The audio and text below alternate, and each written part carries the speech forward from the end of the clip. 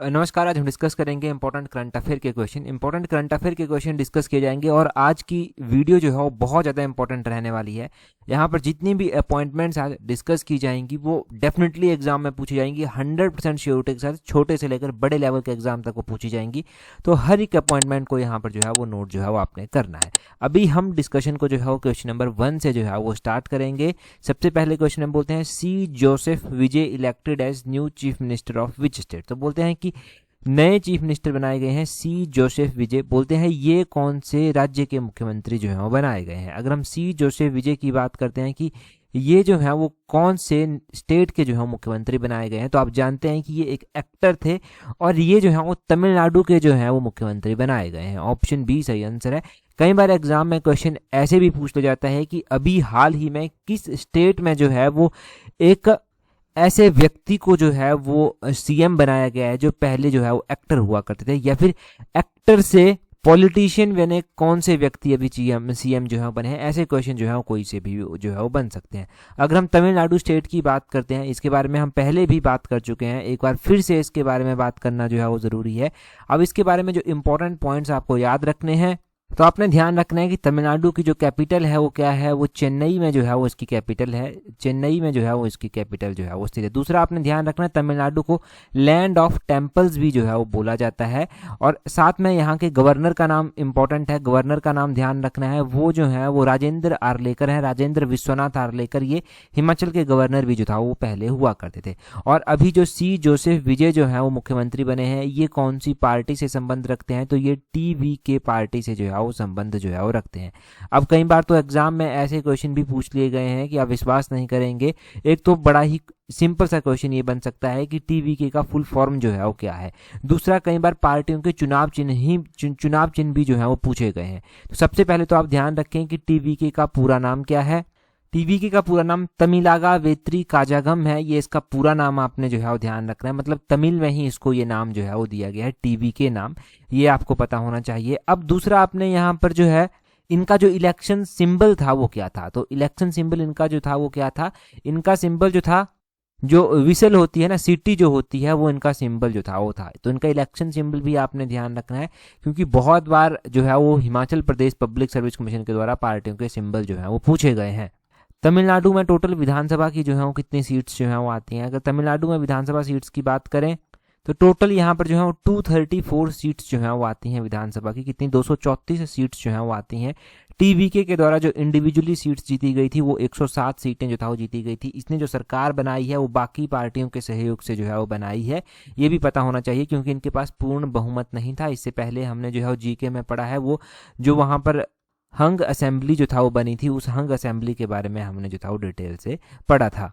अभी ना chief minister से रिलेटेड क्वेश्चन आगे भी बनेंगे। जब चीफ मिनिस्टर से रिलेटेड क्वेश्चन बनेंगे तो चीफ मिनिस्टर से रिलेटेड हम कुछ और भी इंपॉर्टेंट बातें जानेंगे, उनको जो है वो अगले क्वेश्चंस में जो है वो ऐड करते हैं। तो अगर आप नोट्स बना रहे हैं तो यहाँ पर थोड़ी सी जगह छोड़ देना, क्योंकि अभी बाकी स्टेट्स के सीएम भी जो है वो आगे आने वाले हैं।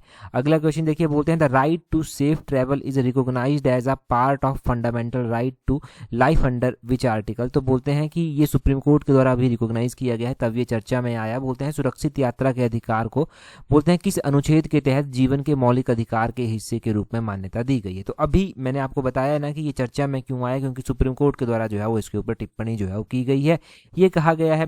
तब ये जो है वो आर्टिकल नंबर 21 आता है और ये इंपॉर्टेंट हो जाता है। अब आर्टिकल नंबर 21 के ऊपर हमने देखा एचपीआरसी ने भी इस तरह के क्वेश्चन जो है वो पूछे हैं। क्या क्या क्वेश्चन आर्टिकल नंबर 21 के अभी तक हम पढ़ चुके हैं, एचपीआरसी कौन सा क्वेश्चन पूछ चुका है। हमने जो क्वेश्चन पढ़ा था, जो क्वेश्चन एग्जाम में पूछा भी गया था कि भारतीय संविधान के किस अनुच्छेद के तहत जो है वो मासिक धर्म स्वच्छता को मौलिक अधिकार के रूप में जो है वो मान्यता दी गई है। यानी कि मेंस्ट्रुअल हेल्थ को जो है वो रिकॉग्नाइज किया गया है फंडामेंटल राइट के रूप में। तो वो भी आर्टिकल नंबर 21 के तहत ही जो है वो किया गया है। ये हमने एक क्वेश्चन जो है वो पढ़ा है आर्टिकल नंबर 21 का। दूसरा हमने पढ़ा है कि भारत के सर्वोच्च न्यायालय ने जनवरी 2026 तक की घोषणा के अनुसार जो है वो स्कूलों में मासिक धर्म स्वच्छता जो है वो किस अनुच्छेद के तहत एक मौलिक धर्म का अधिकार इसको दिया है। तो ये भी हमने आर्टिकल नंबर 21 पढ़ा है। मतलब एक क्वेश्चन हमने जो मैंने सेकंड वाला बताया, ऐसा क्वेश्चन हमने पढ़ा था। जो मैंने पहले वाला आपको बताया वैसा क्वेश्चन एचपीआरसी के द्वारा एग्जाम में जो था वो पूछा गया था। ठीक है, तो ऐसे क्वेश्चंस के लिए जो है वो आपको तैयार रहना है। अब आर्टिकल नंबर 21 में बहुत सारे जो है वो फंडामेंटल राइट आते हैं, जैसे कि आप कहते हैं कि आपको प्राइवेसी चाहिए, तो प्राइवेसी भी आपका फंडामेंटल राइट है, right to privacy is fundamental right. आपको हेल्थ का भी फंडामेंटल राइट है आपके पास, राइट टू हेल्थ एक फंडामेंटल राइट है। आप जो है वो ट्रैवल करते हैं अब्रॉड वगैरह में, तब वो भी आपका फंडामेंटल राइट है। आपको जो है वो इन्फॉर्मेशन चाहिए, तो राइट टू इन्फॉर्मेशन भी फंडामेंटल राइट है। आर्टिकल नंबर 21 के तहत ही ये सारे आते हैं जो मैं आपको बता रहा हूँ। आप अपनी रेपुटेशन बनाकर रखते हैं, तो राइट टू रेपुटेशन भी जो है वो एक फंडामेंटल राइट आता है। आप जो है वो सोते हैं, तो सोना भी एक फंडामेंटल राइट है आपका, right to sleep is also fundamental right. आप जो है वो इलेक्ट्रिसिटी जो है वो यूज़ करते हैं, घरों में बिजली पंखे चलते हैं, तो राइट टू इलेक्ट्रिसिटी भी जो है वो फंडामेंटल राइट है। Right to freedom from noise pollution, तो नॉइस पोल्यूशन देखा आपने कई बार, टी टी टी कर जो है परेशान कर देते हैं ट्रैफिक में जो है वो कुछ गाड़ी वाले, तो आप जो है वो ऑब्जेक्शन कर सकते हैं कि क्योंकि right to freedom from noise pollution जो है वो आपका जो है वो फंडामेंटल राइट है। ठीक है, अब ये बात अलग से जो है वो आ जाती है कि आजकल तो किसी को कुछ बोल दिया वो लड़ने लग जाएगा, ठीक है, वो एक अलग से जो है वो बात जो है वो आती है। अब देखिए जी, इसी लिस्ट में जहाँ और भी बहुत सारे फंडामेंटल राइट आते हैं, परंतु आपको ये कुछ इंपॉर्टेंट वाले मैंने आपको जो है बता दिए। ज़्यादातर एग्जाम में जो आर्टिकल नंबर 21 से रिलेटेड क्वेश्चन बनते हैं वो बनते हैं करंट अफेयर के, जैसे कि करंट अफेयर में जो है वो कोई भी क्वेश्चन ऐड हो गया तो वो यहाँ पर बन जाएगा। अगला क्वेश्चन देखिए क्या बोलते हैं। अगले क्वेश्चन में बोलते हैं recently who has been appointed as new third chief of defence staff of India, तो नए CDS जो हैं वो अभी कौन बनाए गए हैं, तो चीफ ऑफ डिफेंस स्टाफ जो है वो बनाए गए हैं। तो अभी जो है वो तीसरे नंबर के जो CDS बनाए गए हैं वो लेफ्टिनेंट जनरल NS राजा सुब्रमण्यम जो है वो बनाए गए हैं। ऑप्शन बी जो है वो इसका सही आंसर जो है वो हो जाएगा। अब CDS की पोस्ट भी जो है वो इंपॉर्टेंट है। CDS की पोस्ट है ये चीफ ऑफ डिफेंस स्टाफ जो है वो बोलते हैं, ये कोई बहुत पहले से नहीं चलती आ रही है, ये जो है वो कुछ टाइम पहले ही जो है वो क्रिएट की गई है। अब जो CDS बनाए जाते हैं ना, उसमें आपने ध्यान रखना है कि उनका काम क्या होता है। देखिए हमारे पास इंडियन आर्मी है, इंडियन नेवी है, इंडियन एयरफोर्स है, तो CDS का काम क्या हुआ, इन तीनों फोर्सेस के बीच में जो है वो एक प्रॉपर कोऑर्डिनेशन जो है वो ये इनका मुख्य रूप से काम है, या फिर ये तीनों फोर्सेस को जो है इनके हेड जो है वो एक तरह से हो गए। हालांकि अगर आप देखेंगे तो CDS जो बनाए गए थे सबसे पहले, उनके ऊपर अभी भी क्वेश्चन जो है वो पूछा जाता है। सबसे पहले CDS जो है वो जनरल बिपिन रावत जो था वो बनाए गए थे। इनका ध्यान जो है वो एक हेलीकॉप्टर क्रैश में जो था वो हुआ था, और उसके बाद जो है वो दूसरे नंबर के अनिल चौहान जो है वो बनाए गए, जनरल अनिल चौहान जो है वो बनाए गए। और अभी जो है वो जनरल NS राजा सुब्रमण्यम को जो है वो बनाया गया है। अभी ये 2026 में जो है वो बने हैं। इसके बाद तक जो है वो कब तक ये रहेंगे, कब तक कितना कार्यकाल इनका रहेगा, वो एक अलग से क्वेश्चन जो है वो आ जाता है। उसकी बात जो है वो अलग से जो है वो की जाएगी। सबसे पहली बार जो CDS बनाए गए थे वो कब बनाए गए थे, वो 2020 में सबसे पहले CDS जो था वो बनाए गए थे। इनके अपॉइंट वो पहले हो गए थे 2019 में, परंतु चार्ज जो उन्होंने एज्यूम किया था वो 1 जनवरी 2020 को उन्होंने चार्ज जो था वो एज्यूम जो था वो कर लिया था अपना। 1 जनवरी 2020 से उन्होंने कार्यभार संभाल लिया था। इंडियन आर्म्ड फोर्सेस से रिलेटेड एक और क्वेश्चन आएगा, तो वहां पर और भी डाउट क्लियर होंगे, तो ये 2 क्वेश्चन एक साथ नोट करना। अगले क्वेश्चन में बोलते हैं recently who has been appointed as next chief of naval staff, तो बोलते हैं कि नए चीफ जो बनाए गए हैं नेवल स्टाफ के वो कौन बनाए गए हैं, यानी कि इंडियन नेवी के जो हैं वो नए चीफ जो हैं वो कौन बनाए गए हैं। तो इंडियन नेवी की अगर आप चीफ की बात करते हैं कि किसको बनाया गया है अभी, तो वो जो है वो वाइस एडमिरल कृष्णा स्वामीनाथन को जो है वो बनाया गया है। वाइस एडमिरल कृष्णा स्वामीनाथन जो है वो इनको बनाया गया है। अब ये जो है वो 31 मई 2026 से जो है वो चार्ज लेंगे, तो एक बार फिर से ये चर्चा में जो है वो आएंगे जब ये चार्ज लेंगे फुल फ्लेज्ड वे में। अगर हम बात करते हैं चीफ ऑफ नेवी स्टाफ अभी है कौन, इनसे पहले कौन है, तो वो एडमिरल दिनेश के त्रिपाठी हैं। एडमिरल दिनेश कुमार त्रिपाठी जो है वो इनका पूरा नाम है। अब हमारे पास जो है 3 तरह की फोर्सेज जो है वो आती हैं। इंडियन आर्मी जो है वो आती है, हमारे पास इंडियन नेवी आती है, इंडियन एयरफोर्स आती है। इंडियन आर्मी के जो चीफ हैं वो कौन है, ठीक है, वो भी आपको पता होना चाहिए कि चीफ ऑफ इंडियन आर्मी जो है वो कौन है। अगर हम इंडियन आर्मी की बात करते हैं तो इंडियन आर्मी के जो करंटली चीफ हैं वो जो है वो जनरल उपेंद्र द्विवेदी जो है वो है। जनरल उपेंद्र द्विवेदी जो है वो आर्मी के चीफ हैं। अगर हम एयरफोर्स की बात करते हैं कि एयरफोर्स के चीफ जो है वो कौन है इंडिया में, तो इंडिया में एयरफोर्स के chief air chief marshal AP Singh जो है वो हैं। तो AP सिंह जो है वो एयरफोर्स के हैं। नेवी के जो नए बनेंगे वो वाइस एडमिरल कृष्णा स्वामीनाथन है वो बनेंगे। वाइस एडमिरल कृष्णा स्वामीनाथन से पहले एडमिरल दिनेश के त्रिपाठी जो हैं वो चीफ थे। और अगर हम बात कर रहे हैं यहाँ पर आर्मी की, तो आर्मी भी इंपॉर्टेंट है। आर्मी के जनरल उपेंद्र द्विवेदी जो है वो चीफ है। तो ये सारे चीफ आपको याद रहेंगे। एक साथ आपने जो है वो यहाँ पर CDS भी पढ़ा कि लेफ्टिनेंट जनरल NS राजा सुब्रमण्यम जो है वो नए CDS जो है वो बनाए गए हैं। एक और क्वेश्चन इस तरह का बनता है कि सुप्रीम कमांडर जो होते हैं इंडियन आर्म्ड फोर्सेस के, वो कौन होते हैं? तो इंडियन आर्म्ड फोर्सेस का मतलब है कि आपकी जो तीनों फोर्सेस हैं, आर्मी हो गया, नेवी, एयर फोर्स, तो इनको जो है वो प्रेसिडेंट जो है वो इनके सुप्रीम कमांडर जो है वो होते हैं। प्रेसिडेंट प्रेजेंट टाइम में जो है वो द्रौपदी मुर्मू जो है वो है। अब देखिए प्रेसिडेंट को तो इतनी नॉलेज नहीं होती इन तीनों ही फोर्सेस की, तो एक जो है वो प्रोफेशनल पद भी जो है वो अब क्रिएट किया गया है, और वही प्रोफेशनल पद जो है वो CDS कहलाता है, यानी कि चीफ ऑफ डिफेंस स्टाफ जो है वो कहलाता है। ठीक है जी, चीफ ऑफ डिफेंस स्टाफ जो है वो कहलाता है, और बाकी तो अलग अलग आर्मी नेवी इनके अलग अलग चीफ जो है वो है। नेक्स्ट क्वेश्चन देखेंगे, परंतु अगला क्वेश्चन हम डिस्कस करें उससे पहले देखिए, अगर आप तैयारी कर रहे हैं अपकमिंग HPRCA के टीचर के एग्जाम के लिए, JEE के एग्जाम के लिए, फार्मेसी ऑफिसर के एग्जाम के लिए, या फिर और भी ऐसी पोस्टें निकली हुई हैं जहां पर जो है वो आप सब्जेक्ट के ऊपर तो खुद से कमांड बना लेते हैं, परंतु जनरल अवेयरनेस वाले सेक्शन में आपको जो है वो दिक्कत आती है।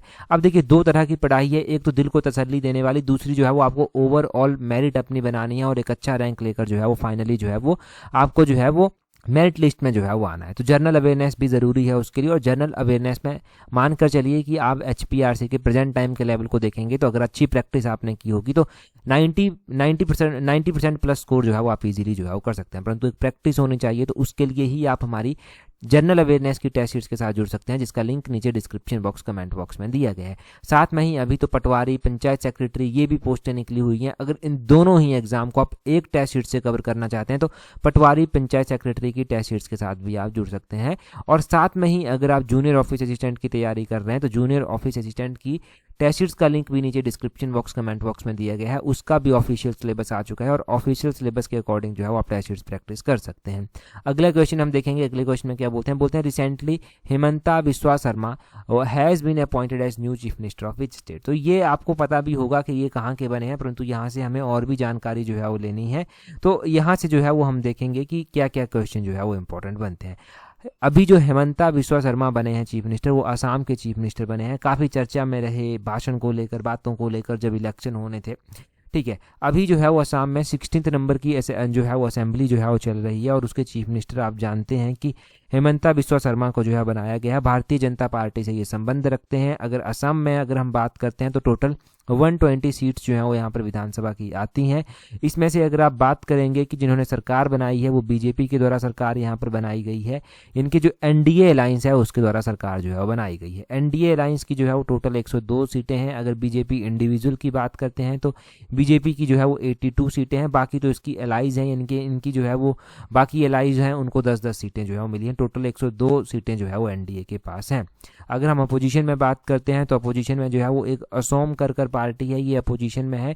इसकी 21 सीट्स हैं, और इंडियन नेशनल कांग्रेस की जो है वो 19 सीट्स जो है वो यहाँ पर है। ठीक है जी, ये भी आप ध्यान रखेंगे। अगर असम की ही बात यहाँ पर हो रही है कि असम के बारे में आपको और क्या ध्यान रखना है। असम वैसे 1950 में ही जो है वो एक स्टेट के रूप में जो था वो बन गया था, तो यही इसकी जो है वो हिस्ट्री है कि 1950 में ये बना। अगर हम असम की कैपिटल के बारे में बात कर लेते हैं कि इसकी कैपिटल कौन आती है, क्योंकि चीफ मिनिस्टर तो हम पढ़ ही चुके हैं। ठीक है, असम की कैपिटल का भी आपने ध्यान रखना है कि दिसपुर में इसकी कैपिटल जो है वो आती है। दिसपुर इसकी कैपिटल है, यहाँ पर दिसपुर कैपिटल है। गुवाहाटी के साथ कई बार कन्फ्यूजन भी जो है वो होता है। हाँ, असम को मैप पर भी एक बार देख लेते हैं।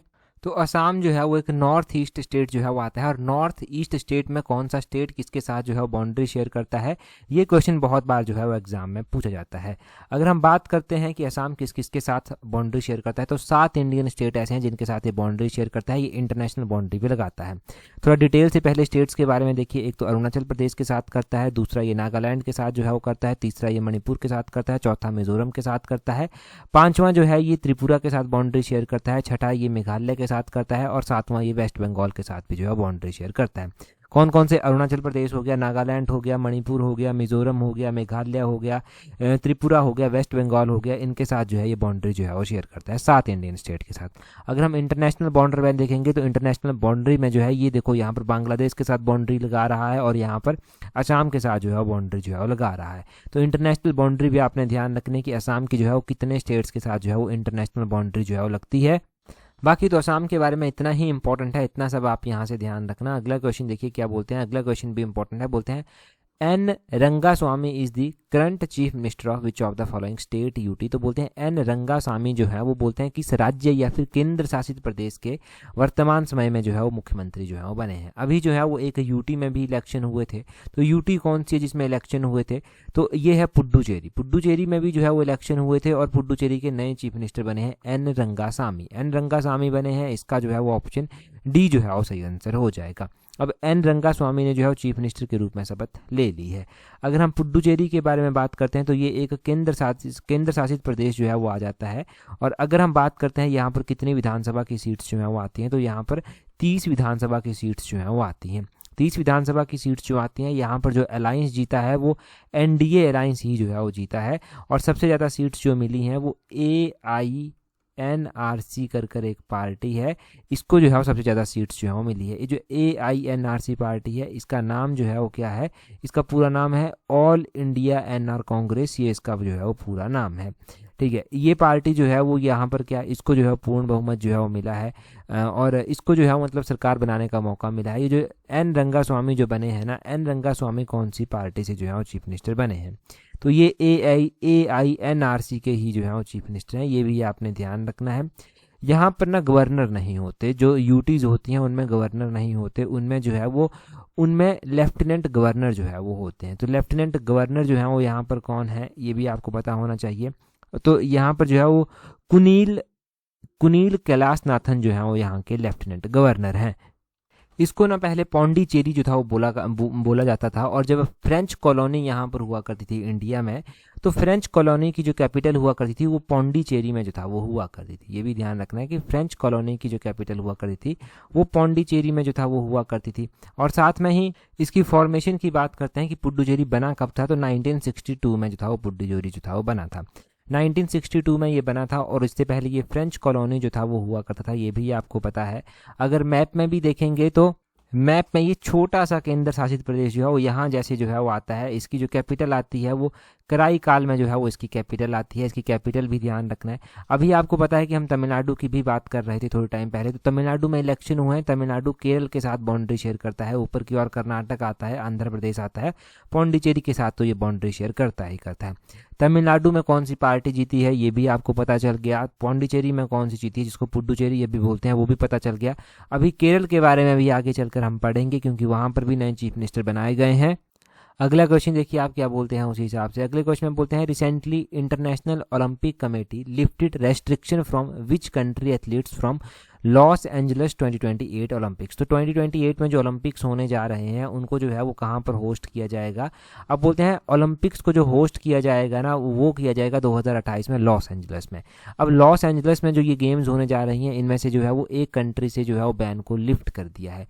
अब कौन सी कंट्री से जो है वो बैन को हटा दिया है। पहले ये कंट्री जो है वो बैंड जो था वो थी, ये जो है वो नहीं खेलती थी ओलंपिक्स में।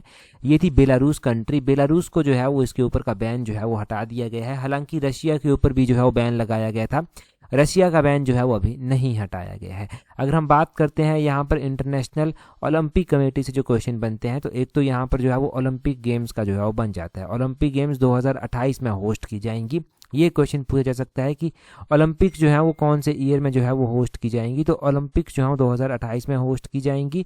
और बोलते हैं कि 2028 में कौन सी कंट्री इनको होस्ट करेगी, तो वो लॉस एंजलिस जो है वो करेगी। हर 4 सालों के बाद ओलंपिक गेम्स जो है वो होते हैं।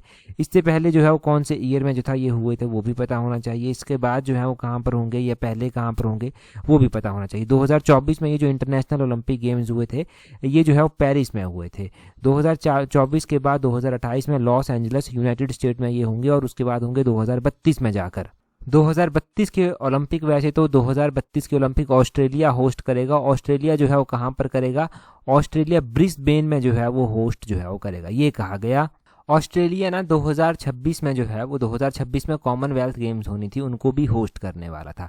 परंतु ऑस्ट्रेलिया ने जो है वो क्या किया था, ऑस्ट्रेलिया ने विड्रॉ कर लिया था होस्ट करने से। ऑस्ट्रेलिया जो है वो विक्टोरिया शहर में जो है वो इनको होस्ट करने वाला था 2026 की कॉमनवेल्थ गेम्स को, परंतु ऑस्ट्रेलिया ने यहाँ से जो है वो विड्रॉ जो है वो कर लिया है। लास्ट ईयर एक क्वेश्चन हमने बहुत ज़्यादा पढ़ा कि इंडिया जो है वो इंटरनेशनल ओलंपिक गेम्स को जो है वो कब जो है वो होस्ट करेगा। तो इंडिया ने भी टारगेट रखा है, उसके लिए इंडिया ने भी बिड किया है कि हम 2036 में जो है वो इन गेम्स को जो है वो होस्ट जो है वो करेंगे। अभी बिडिंग इंडिया ने जो है वो इसके लिए जो है वो की है। अब कॉमनवेल्थ गेम्स की बात कर रहा था कि ऑस्ट्रेलिया ने वहाँ से विड्रॉ कर लिया है। तो ऑस्ट्रेलिया के विड्रॉल के बाद अब 2026 में जो है वो कौन सी कंट्री जो है वो इनको होस्ट करेगी। तो 2026 में स्कॉटलैंड कंट्री जो है कॉमनवेल्थ गेम्स को होस्ट करेगी, अपनी ग्लासगो सिटी में जो है वो होस्ट करेगी।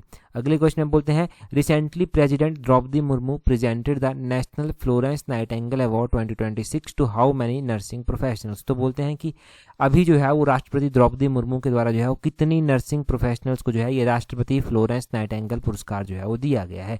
ये जो राष्ट्रपति फ्लोरेंस नाइटिंगेल पुरस्कार दिया गया है ये 15 महिलाओं को जो है वो दिया गया है, या फिर 15 नर्सिंग स्टाफ को जो है वो दिया गया है। 15 नर्सिंग स्टाफ को दिया गया है, ये आपने जो है वो ध्यान रखना है यहाँ पर। अगर हम बात करते हैं कितना ज़्यादा चर्चा में ये क्यों आया, अभी जो है ये दिवस भी मनाया गया, अंतर्राष्ट्रीय नर्सिस डे जो है वो मनाया गया। ये जो इंटरनेशनल नर्सिस डे मनाया गया, ये कब मनाया गया, ये 6 मई को जो है वो मनाया गया, 6 मई को मनाया गया। और उसी दौरान ये अवार्ड्स वाली बात भी जो है वो चर्चा में आए। यहाँ से तो हम 2026 में अभी तक जो मई महीने में इंपॉर्टेंट डे मनाए गए हैं उनको एक बार जो है वो रिवाइज कर लेते हैं। पहली मई को जो है वो मे डे मनाया गया, जिसको इंटरनेशनल लेबर डे भी जो है वो बोलते हैं। और दूसरी मई को जो है वो वर्ल्ड ट्यूना डे मनाया गया, ट्यूना एक प्रकार की मछली है। 8 मई को जो है वो वर्ल्ड प्रेस फ्रीडम डे जो है वो मनाया गया। अब बोलते हैं वर्ल्ड प्रेस फ्रीडम डे जब मनाया गया तो जो है वो ये प्रेस इंडेक्स भी जो है वो निकाला गया है, प्रेस फ्रीडम इंडेक्स भी जो है वो निकाला गया है। अब इसमें इंडिया की जो है वो क्या रैंक रही है, ये भी क्वेश्चन बनता है। तो इंडिया की जो है वो जो रैंक रही है प्रेस फ्रीडम इंडेक्स 2026 में वो 157th रैंक रही है out of 180 countries. Top countries जो प्रेस फ्रीडम इंडेक्स में रही है वो नॉर्वे रही है, नॉर्वे के बाद जो है नीदरलैंड रही है, इस्तोनिया रही है, डेनमार्क रही है, स्वीडन रही है। बॉटम में एरिट्रिया कंट्री रही है, फिर नॉर्थ कोरिया, चाइना, ईरान, और इंडिया जो है वो आउट ऑफ 180 कंट्री 157 नंबर पर जो है वो रहा है। उसके बाद जो है वो अगर इंपॉर्टेंट डे मनाया गया तो 6 मई को इंटरनेशनल राष्ट्रीय यानी कि नेशनल नर्सिस डे जो है वो मनाया गया। सॉरी, मैंने पहले नेशनल ही बोला है ना, अगर मैंने इंटरनेशनल बोला है तो आपने ठीक कर लेना है। ये राष्ट्रीय मनाया गया, राष्ट्रीय नर्सिस डे जो मनाया गया वो 6 मई को मनाया गया, 6 मई को मनाया गया। ये राष्ट्रीय और अंतर्राष्ट्रीय में फ़र्क होता है, तो इसलिए कंफ्यूज नहीं होने चाहिए आप। और वैसे ही जो है वर्ल्ड एथलेटिक्स डे भी जो है वो मनाया गया, ये 7 मई को जो है वो वर्ल्ड एथलेटिक्स डे जो है वो मनाया गया। ये ध्यान रखना है कि वर्ल्ड एथलेटिक्स डे कब मनाया जाता है, 7 मई को मनाया जाता है। वर्ल्ड रेड क्रॉस डे कब मनाया जाता है, ये 8 मई को जो है वो मनाया जाता है। तो ये अभी तक के कुछ मोस्ट इंपॉर्टेंट डेज हैं, ये आपने ध्यान रखने हैं, नोट करने हैं। अगला क्वेश्चन देखिए क्या बोलते हैं recently V D. Satheesan has been appointed as new chief minister of which state. तो बोलते हैं कि अभी हाल ही में वी.डी. सतीशन जो है वो किस राज्य के नए मुख्यमंत्री बने हैं। अभी देखिए वी.डी. सतीशन जो बने हैं वो केरलम के जो है वो मुख्यमंत्री बने हैं। केरलम, इसका ऑप्शन ए जो है वो सही आंसर हो जाएगा। अब देखिए जो इलेक्शन अलग अलग स्टेट्स में हुए थे, हमने उनकी विधानसभाएं भी जो है वो पढ़ी थी कि किस विधानसभा में कितनी सीट्स जो है वो आती हैं। अगर हम केरला की बात करते हैं कि केरला में जो है वो कितनी विधानसभा की सीट्स आती हैं, कौन सी पार्टी जो है वो वहाँ पर जीती, वो सारे पॉइंट्स आपको पता होने चाहिए। तो केरला की बात की जाए तो केरला में 140 विधानसभा की सीट्स जो हैं वो आती हैं। यहाँ पर जो है वो यूडीएफ जो है वो इसको बहुमत मिला। यूडीएफ में इंडियन नेशनल कांग्रेस भी आती है, इंडियन नेशनल कांग्रेस को जो है वो 63 सीट्स जो है वो मिली हैं, ठीक है। और बाकी अलाइंस है इनका, यूडीएफ अलाइंस है, और बाकी अपोजिशन में अलग से पार्टियां जो है वो रही हैं। अगर हम बात यहाँ पर करते हैं कि केरला में इलेक्शन हुए हैं, केरला को नया नाम केरलम भी जो है वो दिया गया है। इसके ऊपर भी जो है वो एग्जाम में क्वेश्चन जो है वो संभावित है कि ये भी जो है वो क्वेश्चन एग्जाम में जो है बनेगा। जब इलेक्शन होने थे तो उससे पहले ही ये केरलम नाम जो है वो चर्चा में आया था। अब केरलम नाम उस टाइम चर्चा में आया था, क्या क्या इसके बारे में ध्यान रखना है आपने।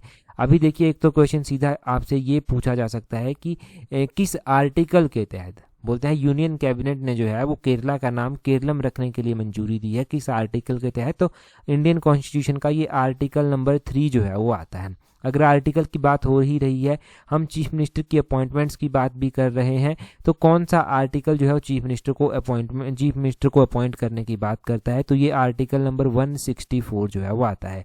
चीफ मिनिस्टर को जो अपॉइंट किया जाता है वो गवर्नर ऑफ स्टेट के द्वारा जो है वो किया जाता है। जो भी उस गवर्नर के जो है वो जो भी उस स्टेट के गवर्नर होंगे वो जो है वो उनको जो है वो अपॉइंट करके। अगर हम यहाँ पर जो है वो बात करते हैं कुछ और भी कि जैसे कि हमें क्या क्या याद रखना चाहिए, हमें साथ में यहाँ पर ये भी याद रखना चाहिए कि अभी वेस्ट बंगाल में भी जो है वो इलेक्शन हुए थे।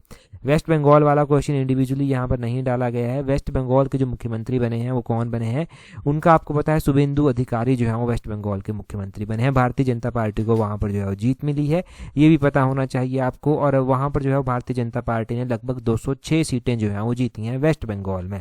वेस्ट बंगाल में 206 सीटें जीती। इससे पहले ऑल इंडिया तृणमूल कांग्रेस जो है वहाँ पर हुआ करती थी, AITC इसको बोलते हैं। ये ऑल इंडिया तृणमूल कांग्रेस जो है वो उसको 80 सीटें जो था वो मिली थी। अगर हम बात यहाँ पर पार्टियों की कर ही रहे हैं, चीफ मिनिस्टर्स की कर ही रहे हैं और आर्टिकल्स की बात जो है वो कर रहे हैं, तो यहाँ पर एक बात ज़रूर ध्यान रखें कि ये सारे क्वेश्चन अभी न्यूज़ में हैं। आप जो है वो फ़ोन पर भी देखते हैं, रील्स देखते हैं, न्यूज़ पर सुनते हैं, तब ये याद रह जाते हैं, अभी अभी ये याद रह जाएंगे। परंतु देखना जब 1-2 महीने के बाद कोई एग्ज़ाम होगा, ये मेमोरी धीरे धीरे फेड होना स्टार्ट हो जाएगी अगर नोट नहीं की होगी और प्रॉपर रिवीजन जो है वो नहीं किया होगा। तो ज़रूर इनको नोट भी करें, प्रॉपर रिवाइज भी करें, तभी ये चीज़ें याद रहेंगी। अगला क्वेश्चन देखिए, बोलते हैं recently who has been appointed as president of the confederation of Indian industry, जिसको CII जो है वो बोलते हैं। ये जो कॉन्फेडरेशन ऑफ इंडियन इंडस्ट्री है, बोलते हैं इसके प्रेसिडेंट जो है वो किसको जो है वो बनाया गया है? इसके प्रेसिडेंट जो बनाया गया है ये R मुकुंदन को जो है वो बनाया गया है। ऑप्शन ए जो है वो इसका सही आंसर है। R मुकुंदन को जो है वो प्रेसिडेंट बनाया गया है कॉन्फेडरेशन ऑफ इंडियन इंडस्ट्री के। अब CII के जो है ये प्रेसिडेंट बने हैं। यहाँ से कुछ ज़्यादा इतना इंपॉर्टेंट क्वेश्चन और कोई बनेगा नहीं। अपॉइंटमेंट्स में जो है ये क्वेश्चन, ऐसा क्वेश्चन पहली अपॉइंटमेंट्स जब किसी की हुई थी तब ऐसा क्वेश्चन जो है वो एग्जाम में बना है, तो इस क्वेश्चन को भी आपने ध्यान से नोट करना है। अगला क्वेश्चन देखिए, अगले क्वेश्चन में बोलते हैं recently government of India increases supreme court जज स्ट्रेंथ फ्रॉम 34 to, तो बोलते हैं कि अभी हाल ही में भारत सरकार के द्वारा जो है, यानी कि इंडिया की जो कैबिनेट है, जो अभी कैबिनेट है उसके द्वारा जो है सुप्रीम कोर्ट की जजों को 34 से बढ़ाने की मंजूरी दी है। तो 34 से बढ़ाकर ये कितनी की जाएंगी वो आप कमेंट कर जो है वो बताएंगे। जल्दी से अपना आंसर कमेंट कर जो है वो आप बता दीजिए। अगर आपने टेलीग्राम पर हमें अभी ज्वाइन नहीं किया है तो टेलीग्राम पर ज्वाइन करने के लिए अपने टेलीग्राम से सर्च करना @allexam31, आपको हमारा टेलीग्राम चैनल जो है वो मिल जाएगा। @allexam31 अगर आप सर्च करेंगे तो आपको हमारा टेलीग्राम चैनल मिल जाएगा। टेलीग्राम पर जरूर ज्वाइन कर लें। यहाँ पर आपको इंपॉर्टेंट अपडेट्स जो एग्जाम पॉइंट ऑफ व्यू से इंपॉर्टेंट होती हैं वो सारी आपको यहाँ पर दे दी जाती हैं। आज की इस वीडियो में इतना ही है। That's all for today. Thank you very much for watching and listening it very patiently.